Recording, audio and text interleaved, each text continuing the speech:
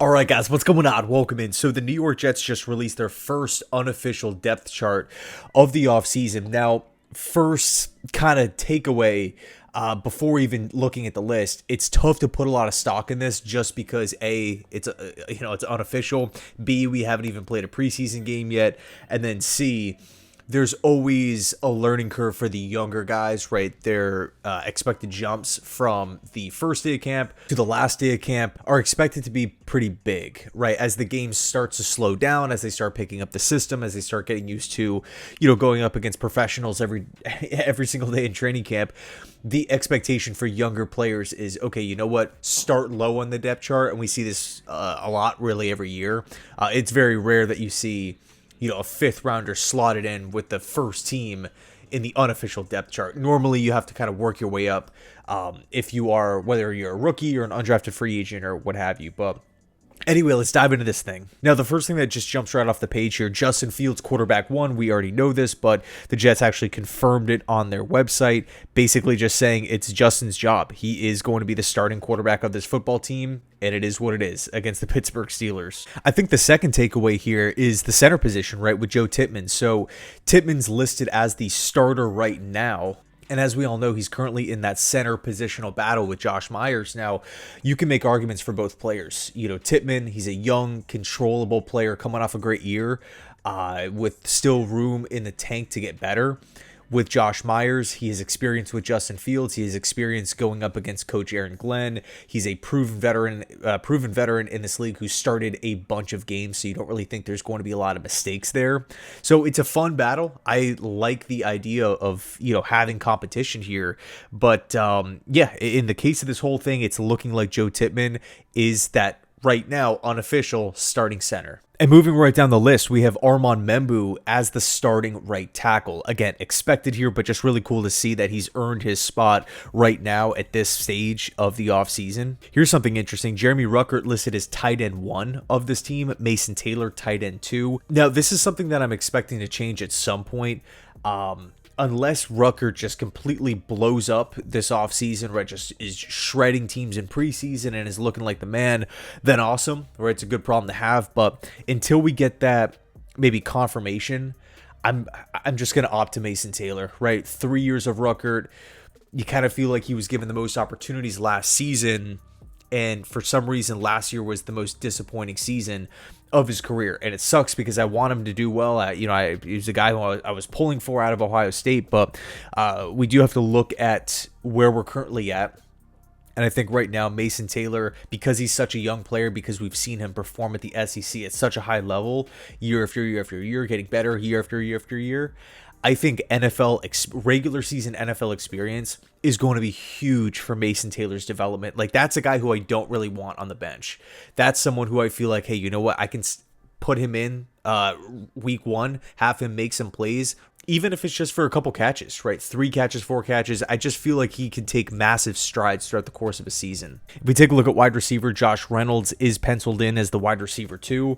Supposedly he's been making plays, which is awesome, but I still feel like we could definitely use some talent there. And if we flip over to the defensive side of the football, man, we have some pretty interesting stuff here. So first things first, Michael Clemens is the starting edge rusher right next to Will McDonald. Now, clearly Jermaine Johnson is missing time. He's missing reps. Someone had to step up. It seems like Michael Clemens is having a really good camp, but we've heard that before.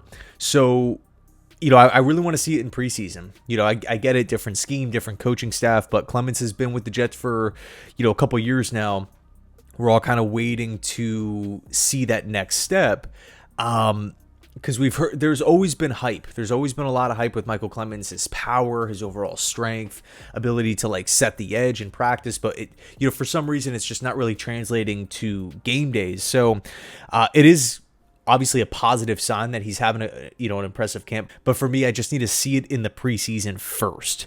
Next up, Byron Cowart, former Chicago Bear, listed as the starting D tackle next to Quinnen Williams. Now, Derek Nottie behind Cowart, that's expected. And then Tuafele, Leonard Taylor behind Quinnen. That other D tackle position is such a question mark at this point in time. Cowart supposedly has had a good camp, much like Michael Clemens, but it still feels like, hey, it's a major position of need. Now Peyton Page is turning some heads. I really like Leonard Taylor's upside. That's really good, right? For Darian Mathis, former second-round pick from Washington, or from Alabama, made by Washington a couple years ago. But, it still feels like it's a spot where, hey, if someone becomes available, if maybe someone gets cut, a young player or an overpriced veteran or something, all of a sudden they hit the market, I could see the Jets maybe pouncing on a situation like that. But until then, they brought in a lot of different vets. We've seen back in Detroit the attention, the focus that they put on the defensive tackle, really the whole entire defensive line. Like, they continue to work at it. They continue to improve it. So yeah, that's right now, the August 3rd starting defensive line: Will McDonald, Q, Cowart, and Clemens. Now, this has been a question that's popped up, but McCray Ball is listed as the weak side linebacker 1. This, to me, I think is the smart move here. I liked McCray Ball, what he's been able to do in preseason, and there's been some talk, okay, well, if you draft Mawaga in the later rounds out of Miami for the Jets, why don't you list him as a starting linebacker out of the 3, assuming it's going to be a 4-3 setup.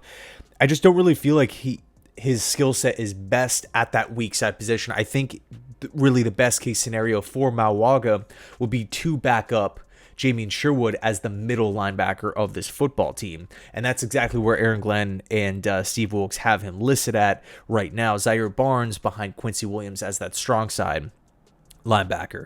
Moving on to corner. Here's what's interesting. Okay, Azareye'h Thomas has had a good camp, but he's listed right now as the corner 5. Again, this is unofficial here, but I will say, going back to kind of the start of the video, like, for a 3rd round guy, a 4th round guy, like, you could throw Arian Smith into the mix as well. I just don't see the Jets listing these guys high on the unofficial depth chart before preseason.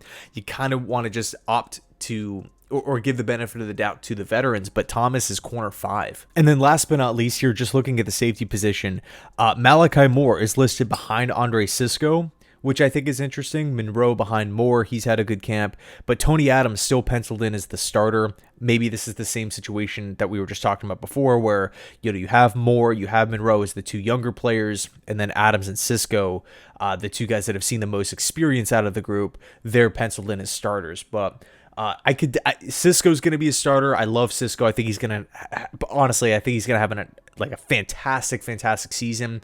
That's not me overrating him. That's what I truly believe.